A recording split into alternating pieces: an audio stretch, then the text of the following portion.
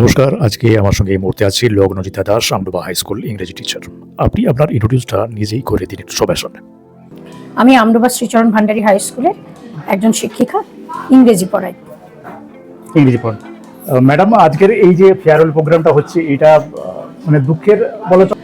কিছু মানুষের হয়তো একটু খুশিরও আছে, তিনি হয়তো একটা কর্ম রেহাই পাচ্ছে বলে তার একটু আনন্দও হতে পারে, কিংবা হয়তো ঠিক উল্টোও হতে পারে।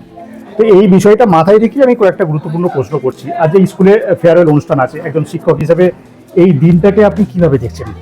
দিনটা আমাদের কাছে খুবই গুরুত্বপূর্ণ ছিল। সুমিতার জীবনেও যেমন একটা গুরুত্বপূর্ণ দিন, আমাদের জীবনে খুবই গুরুত্বপূর্ণ দিন এই কারণে যে সুমিতা আমাদের মধ্যে সিনিয়র মোস্ট ছিলেন। তো সমস্ত কিছু সামলে রেখেছিলেন, আমাদের সামনে রেখেছিলেন, এবং বিদ্যালয়ের কর্মজীবনের পাশাপাশি প্রত্যেকের সঙ্গে তার ব্যক্তিগত সম্পর্ক ছিল, বা ছিল বললে ভুল হবে, থাকবে আশা রাখি।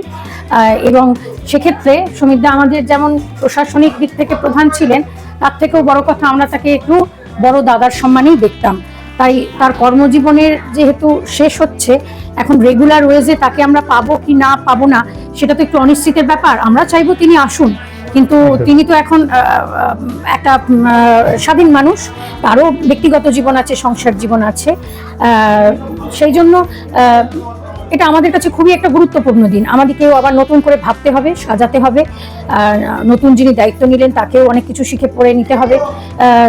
সুমিতাও সে ব্যাপারে সাহায্য করবেন, আমরাও আছি, সাহায্য করব। এবং তবে কি ওই সব শেষে মনে হচ্ছে যে অনেক দিন উনি তো সামলেছেন, অনেক দিন ওনার সাথে থেকেছি, আর একটা সব থেকে বড় কথা যে উনি ঠান্ডা মাথায় সবটা সামলেছেন। আমরা হয়তো অনেকেই অনেক কিছু হটহেস্টে করতে পারি, হ্যাঁ, কিন্তু সুমিতা আমাদের সবসময় বলেছেন যে ঠান্ডা মাথায় কাজ করো, সেক্ষেত্রে আমাদের সামনে থেকেছেন। এজন্য আমাদের কাছে একটা খারাপ লাগা তো রয়েইছে। তবে সরকারি নিয়ম অনুসারে চাকরির ক্ষেত্রে প্রত্যেকেরই তো একটা নির্দিষ্ট দিনে শেষ করতেই হবে, এটা তো মেনে নিতেই হবে, কিছু করার নেই। তো ম্যাডাম, এই ছাত্রছাত্রীদের বিদায় নেওয়ার মুহূর্তে ব্যক্তিগত অনুভূতিটা কি, ঠিক কেমন? একদম আমার ব্যক্তিগত অনুভূতি তো খারাপই। কারণ আমি এখানে যেদিন জয়েন করেছিলাম সেই দিন, মানে আমার চাকরি যোগদানের প্রথম দিন, সুমিতা বাড়ি থেকে যেয়ে আমাকে তার নিজের মোটরসাইকেলে চাপিয়ে নিয়ে সেখানে জয়েন করিয়েছিলেন। কেননা এখানে তখন যোগাযোগ ব্যবস্থা ভীষণ খারাপ ছিল। আমি তখন আমার বিবাহিত জীবনে পশ্চিমবঙ্গের বাইরে বোম্বেতে থাকতাম। ফিরে এসেছি, আমার বাবা স্কুল দেখে গেছিলেন এবং সুমিতার সাথেও কথা হয়েছিল।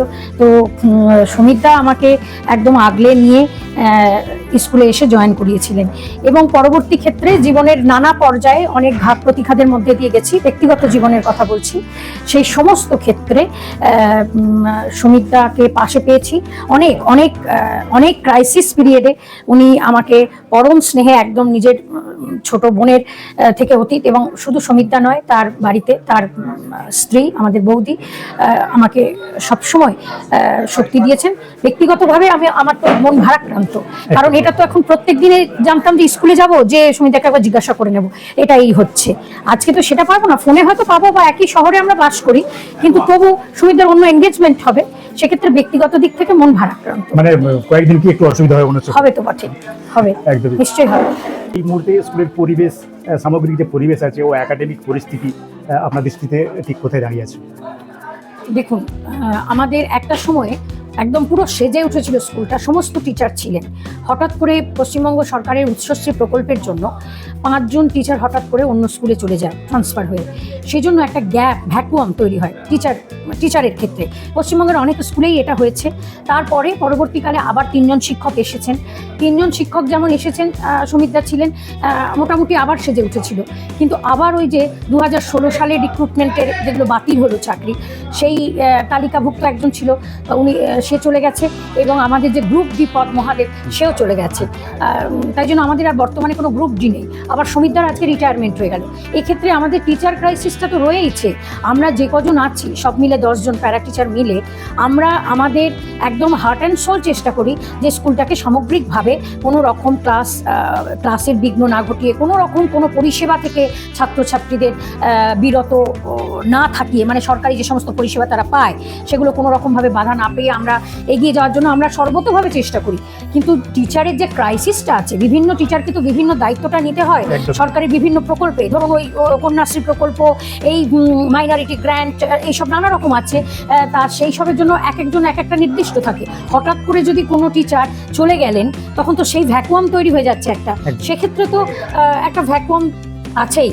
এমনিতে সার্বিকভাবে পরিস্থিতি ঠিক আছে, আমরা আমাদের মধ্যে এমন একটা বোঝাপড়া আছে যে আমরা জানি যে এটা আমাদেরকে করে নিতে হবে। যতই ভ্যাকুয়াম থাকুক, আমাদেরকে কিন্তু স্কুলটাকে রান করাতে হবে। এটা আমরা প্রত্যেকে, যে কজন মাস্টারমশাই আমরা আছি, সমীরদা এতদিন মাথার উপর ছিলেন, আজ পর্যন্ত আছেন, তো আমরা মাথার উপর এটা রাখি, বা পরিচালন সমিতির আমাদের যিনি সভাপতি প্রেসিডেন্ট আছেন, যে কোনো উপায় স্কুলটাকে কিন্তু রান করাতে হবে। সেটা দুটো দায়িত্ব যদি একজনকে নিতে হয়, তিনটে দায়িত্বও অনেক সময় একজনকে নিতে হয়। আমরা করি, আমাদেরকে জুতো সেলাই থেকে চণ্ডীপাঠ করতে হয়, আমরা ঘন্টা দিই, আমরা ছেলেদের সাহায্য নিয়ে চাবিতালা দিই, আমরা ছেলেদের সাহায্য নিয়ে স্কুল চত্বর, বাথরুম সমস্ত কিছু পরিষ্কার করি, মিড ডে মিলের তদারক করি। আমাদের কে ক্লার্ক, কে মাস্টারমশাই, এটা আমরা কোনো বিভেদ করি না। বিস্ফোরক কথা হলো যে ঘন্টা দেওয়ার কাজটাও টিচাররা করে। হ্যাঁ, করি আমরা করি, আমরা ঘন্টা দেওয়ার কাজও করি। কখনো সখনো ছেলেদিকে আমরা ইনভলভ করার চেষ্টা করেন। আমাদের এতদিন পর্যন্ত সমীরদা দেখছেন ঘড়িটা এখানে যে চলে যাচ্ছে, টাইমটা চলে যাচ্ছে, সমীরদা চেয়ার থেকে উঠে যে ঘন্টা দিয়ে দিয়েছেন। আমি ক্লাস থেকে আসছি, আমার হাতে ঘড়ি দেখছি যে বেরিয়ে যাচ্ছে, আমি এসে আগে ঘন্টাটা দিয়ে আমি আবার উপরে গেছি। এটা আমাদের করতে হয়। একদমই, এটা একটা বিশাল মাপের কথা যে মাস্টাররাও ঘন্টা দিচ্ছে আজকাল। যাই হোক, বর্তমানে যিনি কারণ বলছি, মাস্টারমশাইরা ঘন্টা দিচ্ছে এটা বড় কথা নয়। আমাদের একটাই লক্ষ্য, যেটা বললাম, যে কোনো পরিস্থিতিতে আমাদেরকে স্কুলটাকে রান করাতে হবে। ছেলেরা যেন কোনোভাবে বিব্রত না হয়, ক্লাস যেন কোনোভাবে হ্যাম্পার না হয়, সরকারি পরিষেবা পাওয়া থেকে তারা যেন বাদ না পড়ে, এবং স্কুলের 10:30 to 4:30 যেন যে পরিকাঠামো আছে তাতে চলে, সেটা আমরা সার্বিকভাবে হাতে হাত, কাঁধে কাঁধ মিলিয়ে চালানোর চেষ্টা করি। মানে পরিপূর্ণ রাখার আমরা হার্ট অ্যান্ড সোল চেষ্টা করি। একদম। বর্তমানে যিনি অবসরপ্রাপ্ত এই ভারপ্রাপ্ত প্রধান শিক্ষক হিসাবে দায়িত্ব সামলাচ্ছিলেন এই মুহূর্তে, তো তার কাজকে আপনি একজন সহকর্মী হিসেবে কিভাবে মূল্যায়ন করবেন? এটা মূল্যায়ন করার স্পর্ধা আমার নিশ্চয়ই নেই। অনেক বড় হয়তো হবে। আমি সমীরদার হচ্ছে যে আমি সমীরদার থেকে বয়সে তো ছোট, আর অভিজ্ঞতাতেও অনেক ছোট। উনি হচ্ছে যে অভিজ্ঞতায় তো অনেকই ছোট। আমি মূল্যায়ন করার স্পর্ধা রাখি না। তবে বলবো যে সমীরদা সামগ্রিকভাবে ওই একটা পয়েন্টই মাথা ঠান্ডা রেখে, আমাদের মধ্যেও অনেকে অনেক উত্তেজিত কখনো হয়েছি, কখনো রাগ গোসা করেছি, কিন্তু সমীরদা সবসময় বলেছে আমাদের বড় দাদার মতো, অ্যাডমিনিস্ট্রেটিভ হেড হিসেবে শুধু নয়, একজন বড় দাদার মতো সবটাকে নিয়ে উনি যে চালিয়েছেন, এটা কিন্তু একটা মারাত্মক ব্যাপার, এটা অত্যন্ত গুরুত্বপূর্ণ ব্যাপার। এবং আজকেও হয়তো আপনি কতক্ষণ এসেছেন জানি না, আজকে ওনার ফেয়ারওয়েল, আজকে উনি চেয়ারে না বসে দেখছেন ছেলেরা খেতে পাচ্ছে কিনা। আমি বললাম ছেলেরা একটু বসুক, যে একটু পরে খাবে, যে হচ্ছে ছেলেরা খাচ্ছে কিনা, বা গেস্টদের ঠিক মতো আপ্যায়ন হচ্ছে কিনা, বা বাইরে যারা অতিথি আসছেন তাদের সঙ্গে, সেটা উনি প্রথম থেকেই ওনার চিরকালে দেখেছি। উনি তো এমনিতে ওনার পোস্টটা তো ফিজিক্যাল এডুকেশনের ছিল, এবার ফিজিক্যাল এডুকেশনের ছিল, তার জন্য ওনাকে বিভিন্ন স্কুলে খেলানোর জন্য যেতে হতো, এবং তার জন্য ওর পরিচিতিটা বিরাট বড় ছিল। আর এই গ্রামের আমার ওপরে তো সমীরদা ছিলেন, মানে সিনিয়রিটির দিক থেকে এই গ্রামের একদম ছোট বাচ্চা থেকে একদম অতি বুড়ো মানুষ পর্যন্ত ওনাকে চেনেন। তাই ওনার একটা ব্যাপ্তিটা বিশাল ছিল। এই ব্যাপ্তিটার জন্য সবাই জানে যে এসে মানে সমীর স্যার কই, মানে ওরা ওইভাবে বলতে অভ্যস্ত। ওরা এসে জিজ্ঞাসা করতো সমীর স্যার কই, সমীরবাবু স্যার না বলেও সমীর স্যার কই, কারণ জানতো ওরা যে সমীরবাবু যে কোনো উপায় ওদের যে সমস্যা সেটা সমাধান করবেন, বা কিভাবে যেতে হবে সেটা দেখাতেন। তাই এক্ষেত্রে তো উনি খুব সুন্দরভাবেই ওনার নিজের চাকরি জীবন সম্পন্ন করেছেন। সিনিয়রিটির কথাটা যেহেতু বললেন, তাহলে সেই কথা অনুযায়ী যদি বলি, তাহলে এখন কি ভারপ্রাপ্তের জন্য আপনাকেও বাঁচতে পারা যেতে পারে? হ্যাঁ, বাঁচতে পারা যেত।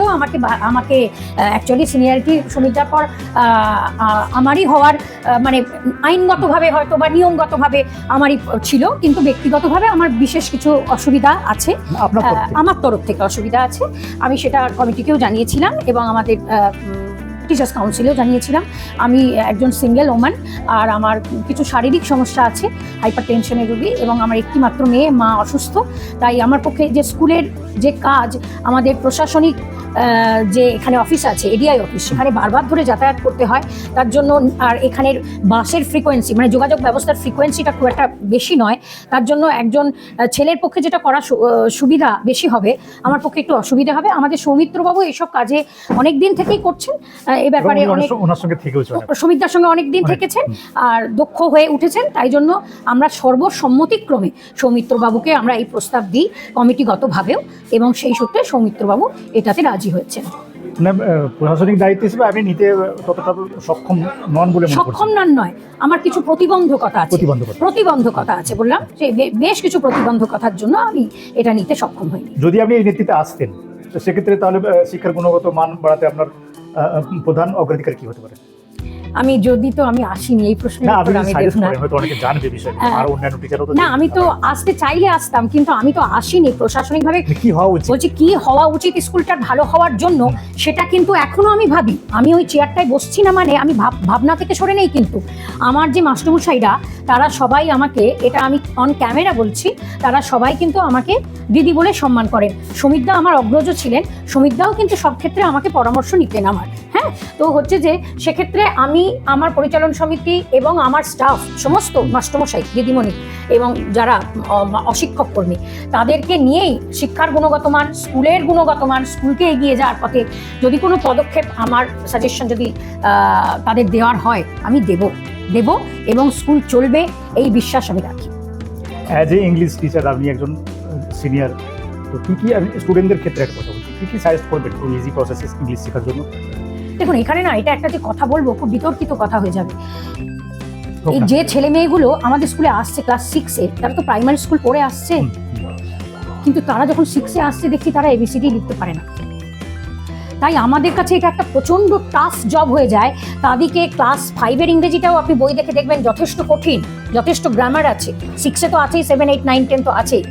তাই আমাদের কাছে এটা প্রচন্ড কঠিন হয় আগে তাদেরকে অ্যালফাবেট চেনানো। আমি এক্ষেত্রে কোনো শর্টকাট পন্থা অবলম্বনে বিশ্বাসী নই, কারণ আমি এক্ষেত্রে একটু প্রাচীনপন্থী। আমরা যদিও ফাংশনাল কমিউনিকেটিভ গ্রামার পড়ে আমরা শিখেছি, কিন্তু আমার বাবা যেহেতু একজন শিক্ষক ছিলেন, ইংরেজিরই শিক্ষক ছিলেন, আমরা সেই আগেকার দিনের ইংরেজি গ্রামার পড়ে এসেছি। তাই আমি আমার ছেলে মেয়েদিকে কোনো শর্টকাট পথ শেখাই না ক্লাসে। আপনি একটু খোঁজ নিয়ে দেখবেন, আপনাদের গ্রামের তো অনেক ছেলে মেয়ে আছে। আমি কিন্তু গ্রামার পড়িয়েই ইংরেজিটা শেখানোর, মানে ইংরেজিটা পড়ানোর চেষ্টা করি। আর যে কোনো ভাষা, বিজ্ঞান হোক যাই হোক, কিন্তু যে কোনো ভাষা শেখাটাও কিন্তু এত সহজ নয়। সেক্ষেত্রে তাকে ব্যাকরণ মেনেই শিখতে হবে। হ্যাঁ, লেখাপড়া জিনিসটা কিন্তু খুব শর্টকাটে হয় না ভাই। হ্যাঁ, ওটার জন্য যথেষ্ট সাধনাই করতে হবে, কোনো শর্টকাট পন্থা এক্ষেত্রে খাটবে না। কি বার্তা দেবেন একজন শিক্ষক হিসেবে ছাত্রদেরকে? সর্বশেষ প্রশ্ন করছি, শিক্ষক হিসেবে ছাত্রদের আমি সবার আগে বার্তা দেবো, শুধু আপনার সাবজেক্ট না, আমি সাবজেক্ট হিসেবে বলছি না তো, শিক্ষক হিসেবে আমি বার্তা দেব আগে নম্র, ভদ্র, বিনয়ী হতে হবে। একজন ছাত্র বা ছাত্রীর প্রথম এবং প্রধান যে জীবনে সে যখন বেড়ে উঠবে, সেক্ষেত্রে মাস্টারমশাইরা যেমন দেখবে, তার গুরুজনেরও অবশ্যই আগে দেখা উচিত যে শিক্ষকদের প্রতি তাকে আগে নতমস্তক হতে হবে, বিনয়ী হতে হবে, নম্র হতে হবে, ভদ্র হতে হবে। তবেই মাস্টারমশাই যেটা বলছেন সেটাকে সে সেই আধারে গ্রহণ করতে পারবে। তারপরে মাস্টারমশাই এবিসিডি, ইংরেজি, অঙ্ক, বিজ্ঞান শেখাবে, তবে শিখবে। আগে যদি সে মাস্টারমশাইকে সম্মান জানাতে, শ্রদ্ধা জানাতে না শেখে, তাহলে কিন্তু সম্ভব নয়। আমার ছোটবেলাতে আমার বাবা মা আমাকে শিখিয়েছিলেন যে আগে মাস্টারমশাইয়ের সঙ্গে দেখা হলেই নয় পায়ে হাত দিয়ে, নয় স্যার নমস্কার বলে করতে হবে। আজকে সমিতদা বলছিলেন না প্রণাম করতে হবে না, কিন্তু আজকে ছেলেদিকে সমিতদাকে প্রণাম করতেই হতো। তারা এটা তো শিখবে যে আমার মাস্টারমশাই আমাকে 5 থেকে হাত ধরে বড় করেছে, আজকে তার চাকরি জীবনে শেষ, আমি তাকে প্রণামটা করবই। আমি আমার ছেলে মেয়েদিকে, আমার ছেলে মেয়ে মানে আমি আমার স্কুলের ছেলে মেয়েদের বলি, আমি কিন্তু এইটা আগে শেখাই। এবং আমার মাস্টারমশাইরা সবাই আমার সাথে আছে। শৃঙ্খলা পরায়ণ অবশ্যই হতে হবে, বিনয়ী হতে হবে, ভদ্র হতে হবে। দুপাতা কম শিখুক, 2 নম্বর কম পাক। আজকাল তো ইঁদুর দৌড় চলছে যে আমি ডাক্তার হব, ইঞ্জিনিয়ারিং হবে, এই হব, কিন্তু সেটা বড় নয়। জীবনে আগে সে নম্র, ভদ্র, বিনয়ী হবে, একটা মানুষ হোক আগে, তারপরে সে নম্বর পাবে। এটাই আমার কথা। একজন আদর্শ শিক্ষকের মুখ থেকে এগুলি আমরা শুনি এবং শুনবো, আশা করি ভবিষ্যতে। আপনার মূল্যবান সময় আমাদেরকে দেওয়ার জন্য অসংখ্য ধন্যবাদ। আপনাকে আরো কথা অনেক রয়ে গেল, সময় খুলছে না আমাদের, পরে আবার অনেক টপিক আছে। আপনার সঙ্গে এমনিতে আমি খুব ইন্টারভিউ নেওয়ার খুব সঙ্গে একটা মানে তাহলে থাকি যে কখন আমি ম্যাডামকে পাই। যাক, লগ্নজিতা দাস, আমডোবা হাই স্কুল ইংরেজি টিচার আমাদের সঙ্গে এতদিন ছিলেন। অসংখ্য ধন্যবাদ ম্যাডাম। নমস্কার।